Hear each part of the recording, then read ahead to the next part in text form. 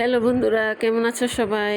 আমরা হচ্ছি মাছে ভাতে বাঙালি, তাই প্রতিদিনের খাবারের টেবিলে যদি থাকে এক টুকরো মাছ, তাহলে খাবারটা পরিপূর্ণতা পায়। আর সেটি যদি হয় অসাম টেস্ট একটি কাঠ মাছের বোনা রেসিপি, তাহলে তো কোনো কথাই নেই। তাহলে আর কথা না বাড়িয়ে চলো রেসিপিটি দেখে আসি। রেসিপিটি তৈরি করার জন্য আমি এখানে কয়েকটি সোনালী কার্প মাছের পিস নিয়েছি, সাথে নিয়েছি পেঁয়াজ এবং ধাপে ধাপে আরও কিছু টিপস দেব, তাই ভিডিওটি স্কিপ না করে পুরো ভিডিওটি দেখার আমন্ত্রণ রইল।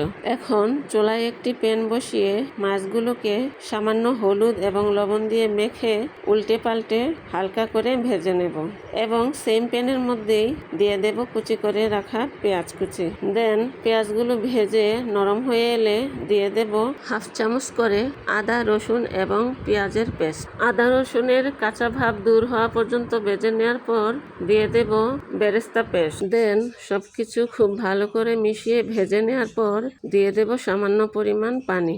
পানি দেওয়ার কারণ হচ্ছে গুঁড়া মশলাগুলো দেওয়ার পর মশলাগুলো যেন পুড়ে না যায়।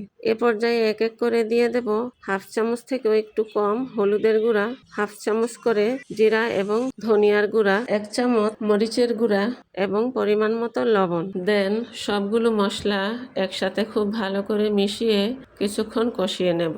কিছুক্ষণ কষানোর পর মশলার উপর যখন তেল উঠে আসবে, তখনই বুঝতে হবে মশলাগুলো কষানো হয়ে গেছে। এ পর্যায়ে দিয়ে দেব গরম পানি। আপনারাও চেষ্টা করবেন সব তরকারিতেই গরম পানিটাই দেওয়ার জন্য, কারণ গরম পানি দিলে রেসিপির স্বাদ ভালো থাকে। এই পর্যায়ে পানি এবং মশলা খুব ভালো করে মিশিয়ে এক এক করে দিয়ে দেব ভেজে রাখা মাছগুলো এবং ঢাকনা দিয়ে ঢেকে 5 মিনিটের মতো কুক করে নেব। 5 মিনিট কুক করা হয়ে গেলে ঢাকনা উঠিয়ে আবারও একটু নেড়ে দিয়ে ঢাকনা দিয়ে 3 মিনিট কুক করে নেব। এভাবে পরপর 8 থেকে 10 মিনিট কুক করার পর যখন ঝোল কমে গিয়ে ঝোল থেকে তেল ছাড়তে শুরু করবে, তখনই বুঝতে হবে রান্নাটি সম্পূর্ণভাবে কমপ্লিট হয়ে গেছে।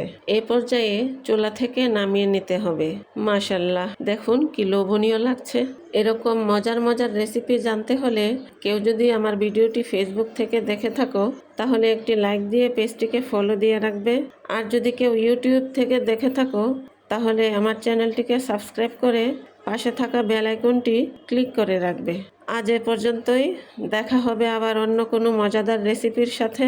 সে পর্যন্ত ভালো থেকো সবাই। আল্লাহ হাফিজ।